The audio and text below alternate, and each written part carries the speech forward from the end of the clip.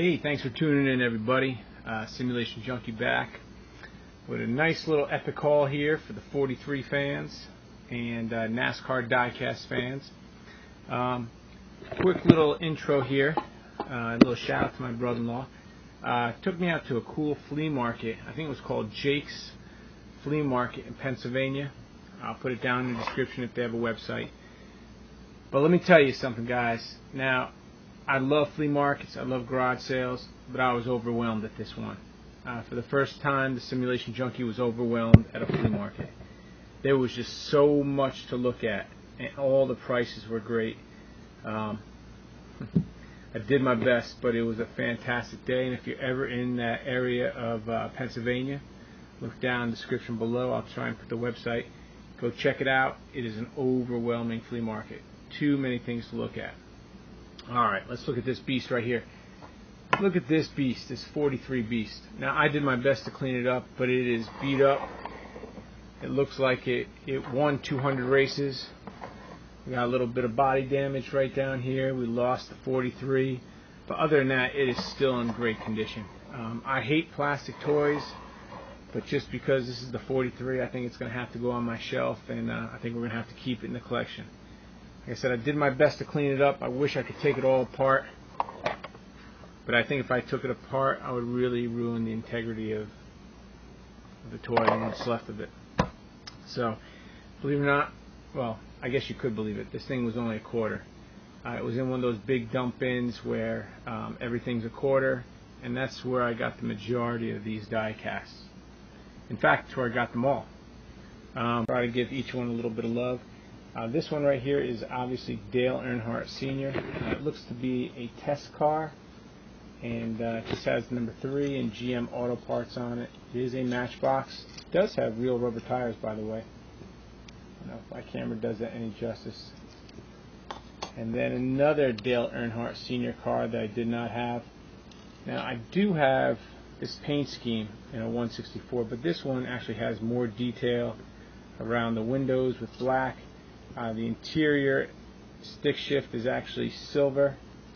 It does come with real rubber tires and a metal body at the bottom. Okay, we got a couple 4s. Kodak. But Kodak was really into the NASCAR Winston series at one time, and now they're gone. This one actually has a hood that opens up with a little bit of detail in there.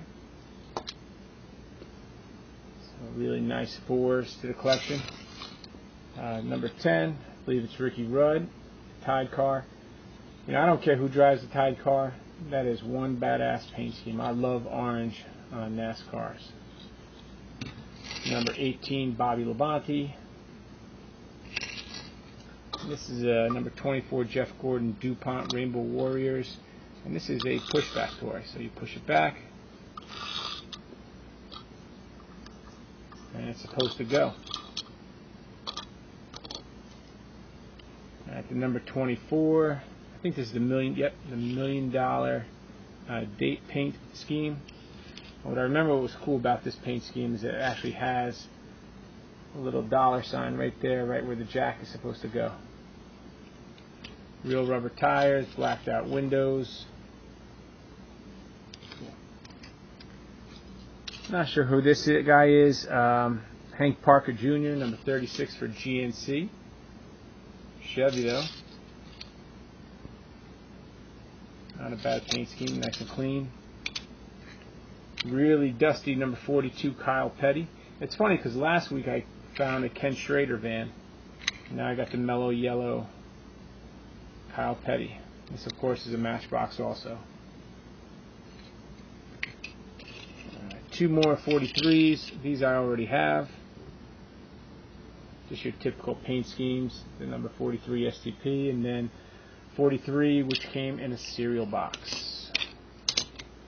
Got some Days of Thunder, and this is a pretty impressive diecast. They're pretty heavy. Got good weight, metal body, real rubber tires, and of course cold trickle.